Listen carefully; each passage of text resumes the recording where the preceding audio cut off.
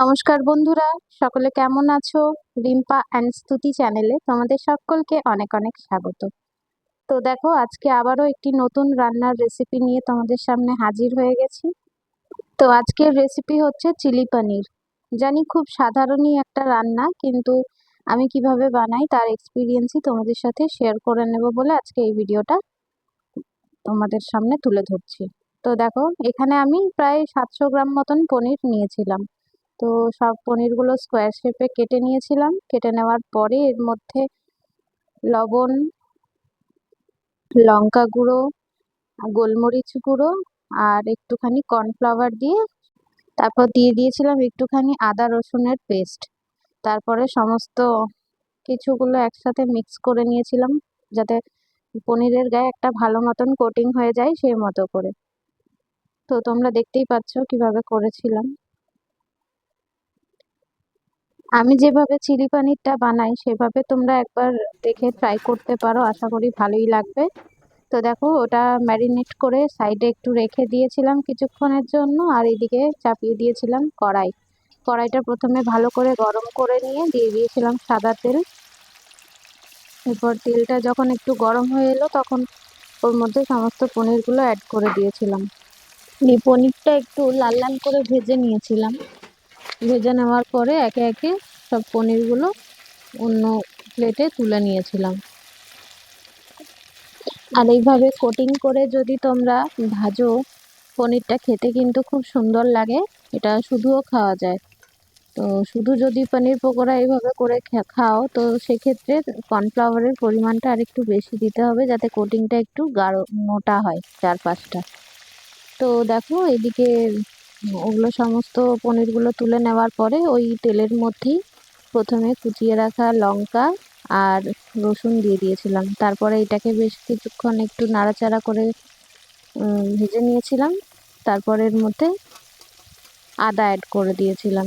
তো আদাটা একটু বেশ লম্বা লম্বাই রেখেছি, এতে করে যখন খাবার খাওয়ার সময় বেশ আদাগুলো মুখে পড়ে, আদার ফ্লেভারটা খুব সুন্দর লাগে।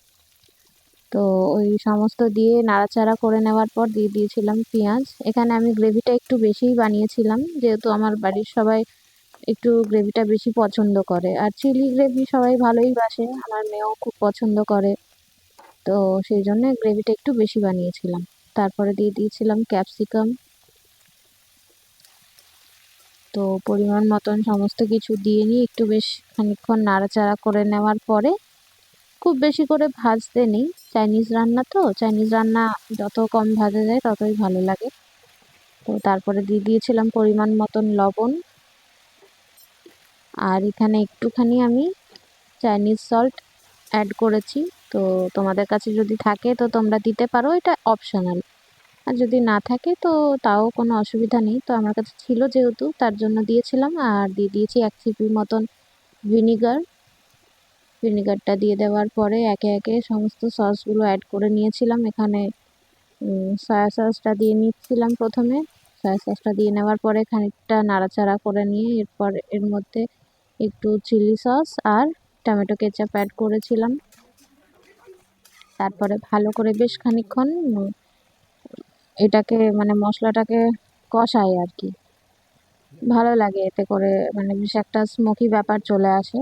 তো ভালো করে বেশ কষিয়ে কষিয়ে নেওয়ার পরে তাহলে এতে ফ্লেভারটাও যেমন ভালো আসে, আর সসের কাঁচা গন্ধটা চলে যায় বলে খেতে আরও টেস্টি লাগে। তো তোমরাও একটু টাইম নিয়ে যদি ভাজো তো ভালো লাগবে।